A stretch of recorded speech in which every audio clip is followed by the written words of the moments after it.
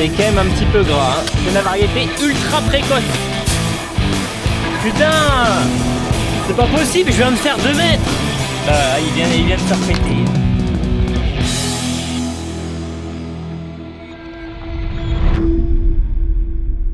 Allez, bonjour tout le monde, j'espère que vous allez bien. On se retrouve aujourd'hui sous un temps pas terrible, hein. Il y a de l'eau partout, là, il fait que pleuvoir depuis 2-3 jours. Bon, on s'approche des semis de blé, mais c'est pas encore le moment parce que vous voyez, la terre est complètement humide. Donc là, ce qu'il va falloir faire, c'est surtout du nettoyage. On va en profiter pour entretenir un petit peu la ferme, continuer d'entretenir un petit peu les bords de champs, même si bah là c'est un petit peu humide, mais on va avoir besoin du Valtra avec le pulvé dans quelques jours, hein, quand on aura semé le blé. Il va falloir qu'on désherbe absolument tout. Je vais aller finir de passer un petit coup d'épareuse avec le Valtra. Comme ça, je dételle ça, je le nettoie parce qu'il est dans un état pas possible. Je le souffle aussi. Et après, on prendra le petit T4, on va atteler la balayeuse et on va tout balayer parce que bah, c'est dégueulasse, hein. Donc gros nettoyage et après, on pourra enfin peut-être semer le blé. Le Renault, on lui a mis le lève-sac parce que demain ou après-demain, on reçoit tout l'azote, tout l'engrais qu'on aura besoin pour nos cultures l'année prochaine. C'est pour ça qu'on va aussi en profiter pour faire de la place pour essayer de réagencer parce qu'on commence à être en manque de place dans cette ferme. Il y a encore l'enrouleur qui est dehors, on a un autre enrouleur là-bas qui est dehors, on a la charrue qui est dehors. Bah oui, il faut se dire que depuis l'année dernière... Attendez, parce que là je fais que parler. Avant que ça commence, n'hésitez pas à laisser votre petit pouce bleu, abonnez-vous et installez-vous confortablement pour cette petite vidéo. Depuis l'année dernière, on a un peu de changement, on a la mini pelle, on a l'épareuse, j'ai acheté la petite remorque, donc forcément la petite remorque elle prend de la place. Et après on a la petite presse à balles carrées, mais bon, cette presse là elle est pas dans ce bâtiment ici, elle est sur un deuxième deuxième bâtiment loin de la ferme, donc elle gêne pas spécialement. Mais voilà, il manque de la place, donc voilà, va falloir qu'on empile un petit peu tout.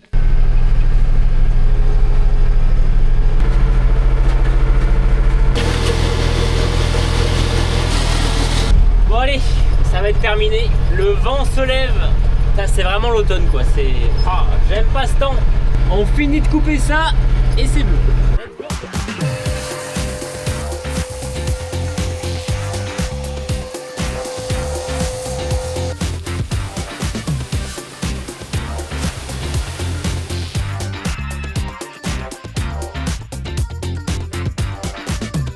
J'ai fini de nettoyer l'épareuse, je vais aller la ranger parce que si je nettoie le tracteur, toute la saleté gicle sur l'épareuse. Donc je vais déteiler l'épareuse, je la range à l'abri, je la regraisse et puis après il y a du lavage là. Allez, aujourd'hui on reçoit du coup l'azote pour toutes les cultures qui vont arriver l'année prochaine. Donc là ça arrive en big bag, on va tout décharger. Normalement il y a un deuxième camion qui arrive. C'est tout l'azote, tout l'engrais, tout ce qu'on va apporter dans nos champs avec les pendeurs.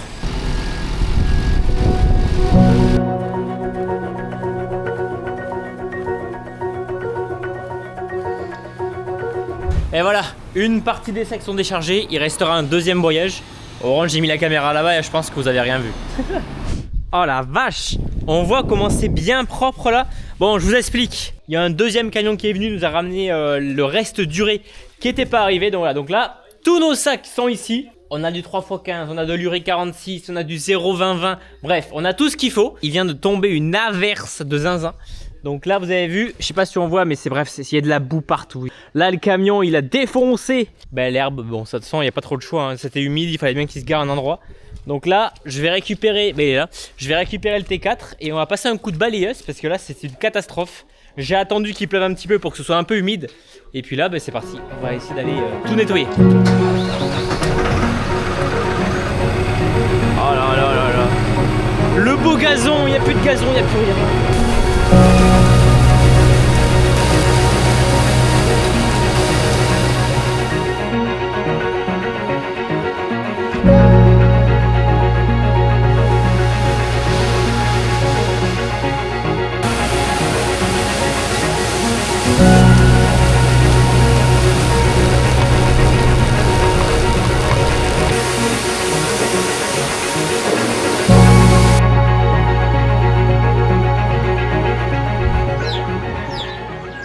Bon, là on se retrouve, ouais, vous avez vu ce qui s'est passé. Hier, pendant qu'il pleuvait des déluges, il faisait un vent, bref, en ce moment c'est vigilance un peu orange dans toute la France.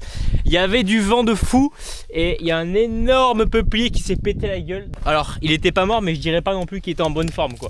Bref, du coup, il est tombé et on va l'enlever, hein. De toute façon, qu'est-ce que vous voulez qu'on fasse? Le seul souci, c'est que il a défoncé des tuiles. Donc là, ouais, il y a plein de tuiles qui sont explosées. Il y a des tuiles, des canals, des plates, il y a des briques au fond. Ça fait chier parce que ça a tout défoncé. Bon, peut-être pas tout, mais bon. Et en fait, il est tombé contre l'arbre. Ça a pété la branche de l'arbre tout là-haut. Heureusement qu'il y avait cet arbre parce que grâce à lui, cet arbre-là qui est tombé n'est pas tombé sur la serre. Et derrière, il y a la serre, vous savez, où on fait nos melons, etc. Et si c'était tombé dessus, ça aurait tout arraché. On va dire que dans le malheur, ça a pété que des tuiles. Mais ça aurait tordu la serre, ça aurait tordu les arceaux, ça aurait pété des bâches et tout. Mon père est parti chercher la tronçonneuse. On va couper ça et on va essayer de tirer avec le Renault. Ça va décrasser le Renault de tirer l'arbre.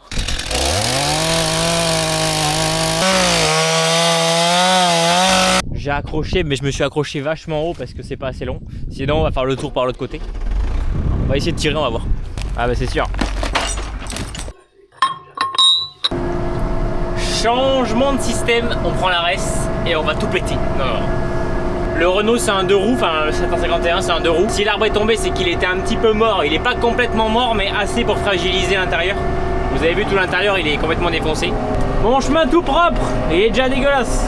Il aurait été propre 24 heures.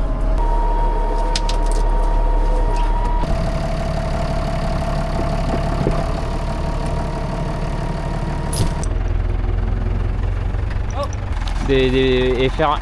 Ouais. Non même pas, c'est pas assurance emprunteur. C'est vraiment assurance de la maison.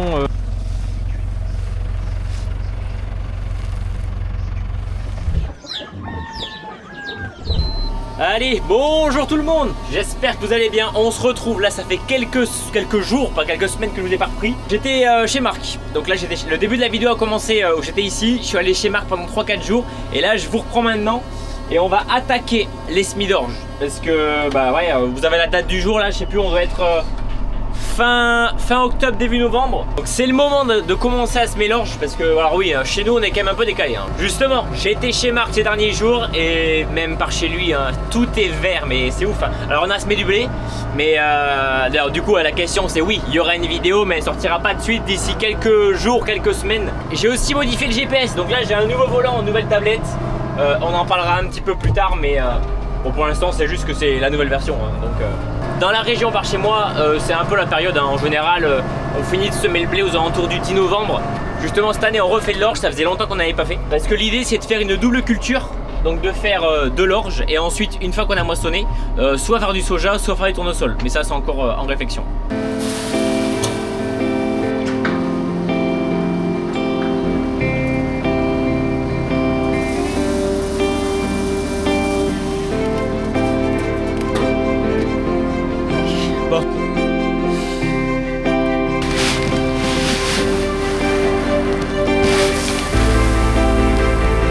Bon, comme je vous ai dit, donc là on ressème de l'orge. Ça fait des années qu'on n'a pas fait d'orge, mais j'ai dit pourquoi pas essayer d'en faire. Comme j'ai dit, on est là pour tenter des choses, tenter des nouvelles techniques. Donc là l'idée c'est de semer de l'orge ultra précoce. Donc là on a un indice de précocité qui est du coup très précoce. Ce qui va faire que là normalement on devrait le ramasser, si tout se passe bien évidemment, aux alentours du 10, 15, allez 20 juin on va dire, tout dépend.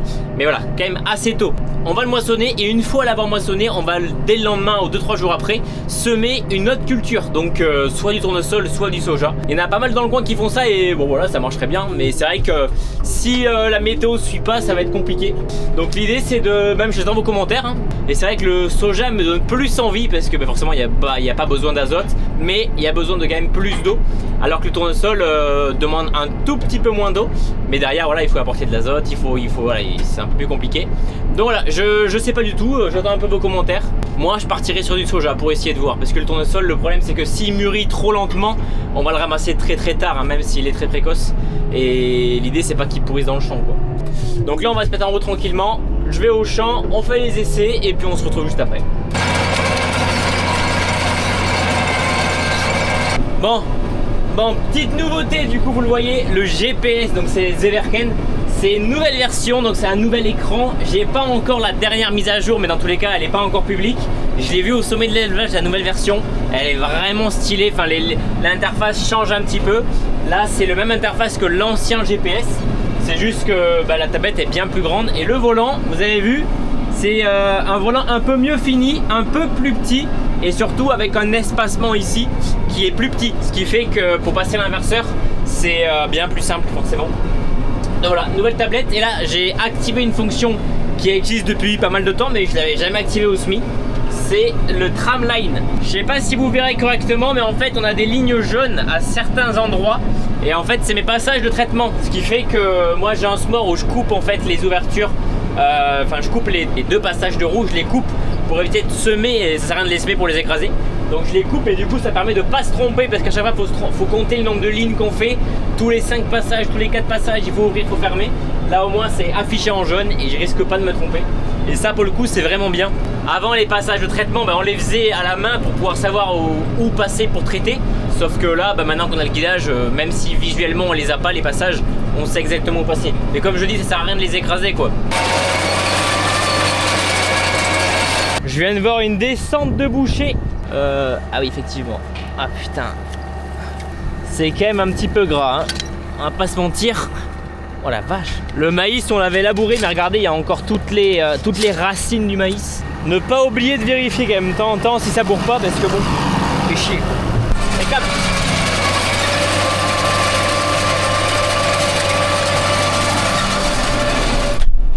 Du coup, pour un peu vous expliquer, j'ai mon boîtier pour gérer mes ouvertures, fermetures. J'ai mon GPS et là, j'ai la caméra. D'ailleurs, quand j'ai reçu le nouveau GPS, je pouvais brancher une caméra derrière pour l'avoir directement en fait, comme ça là, l'avoir ici affiché. Mais je l'ai pas branché parce que bon, j'ai déjà une caméra qui est reliée quoi. Je peux pas rouler vite, hein. Je roule à 4 km/h. Mais le tracteur il est au bout de sa vie, je peux pas aller plus vite. Pourtant je gratte à peine, hein. C'est juste la rotative, elle est juste posée pour affiner un tout petit peu. Mais c'est là que je vois que les différences de terre c'est tellement important. Enfin je veux dire, j'étais chez Marc il y a 2 jours, il laboure, juste derrière on sème, ça fait de la terre mais tellement fine. Tu prends les boulettes, tu fais comme ça, elle tombe par terre et ça devient du sable. Nous ça fait des grosses boulettes quoi, enfin c'est compliqué quoi, c'est pas les mêmes terres, c'est pas les mêmes conditions. Et c'est là qu'on voit que chaque région a son truc quoi. On ravitaille. Mon père est venu avec le tracteur et m'a déposé les sacs de semences. Donc là, je vous l'ai pas dit, hein, mais on sème de la variété Zebra. C'est de la variété ultra précoce. Je sais pas si je vous l'ai dit, mais 300 000 grains au mètre carré. On aurait pu faire un petit peu plus, un petit peu moins, mais ça fait la peine.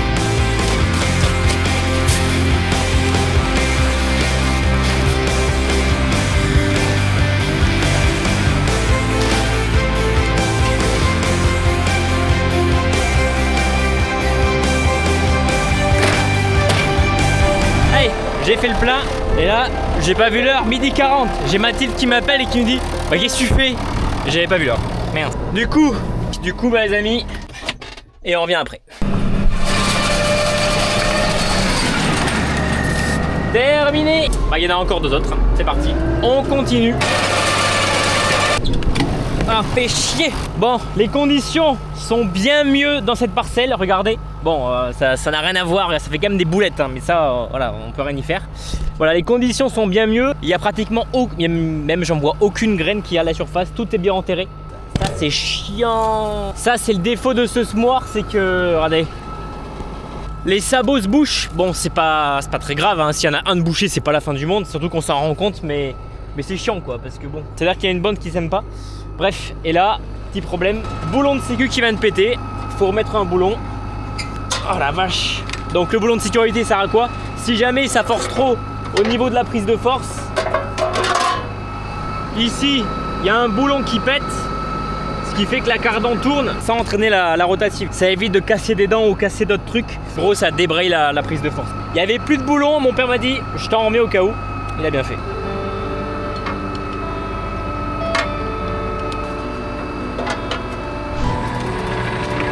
Putain, c'est pas possible, je viens de faire 2 mètres. Mais what? Il y a une pierre ou quoi? Je viens de faire 2 mètres, ça vient de se repéter. Je viens de le changer. Pourquoi il a pas tenu là? Pas possible ça. Bah voilà, il vient de se repéter.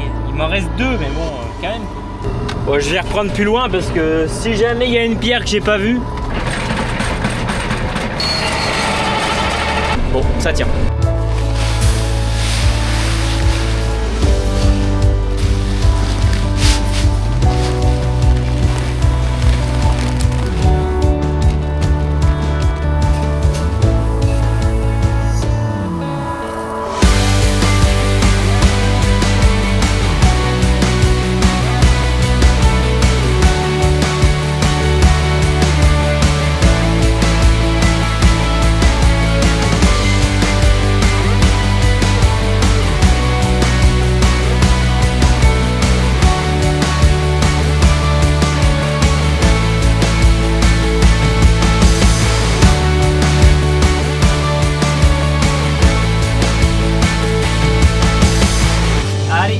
mon père qui est en train de désherber du coup l'orge. Donc là, on désherbe l'orge avec un anti-germinatif. En gros, toutes les graines qui sont en surface, qui ont été remuées par le semis, vont être bloquées, ne pourront pas germer. Donc là, au fur et à mesure que le soleil se couche, on a de plus en plus d'hygrométrie. L'idéal, c'est d'être entre 70, enfin plus de 65-70% d'humidité. Donc là, mettre ce désherbant maintenant, c'est parfait. Mon père va bien plus vite, donc il me rattrape. Donc ouais, il va devoir attendre un petit peu, je pense.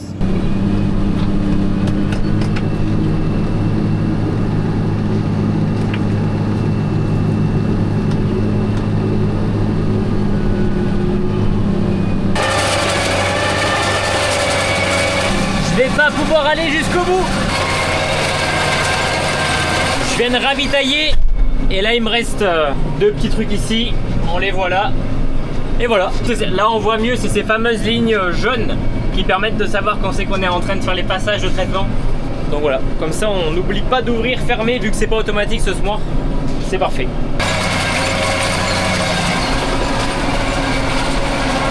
Et semis d'orge terminé. Bon, il y avait 4 hectares. Mais du coup parfait, il en reste un petit peu dans le semoir, comme vous voyez. On va tout vider, il y a 2-3 petites réparations à faire là, il y a des cônes là, enfin il y a une ou deux descentes qui fuient. Et peut-être que mon père ira passer un petit coup de désherbant dans l'orge, il en reste un petit peu à faire. Donc voilà.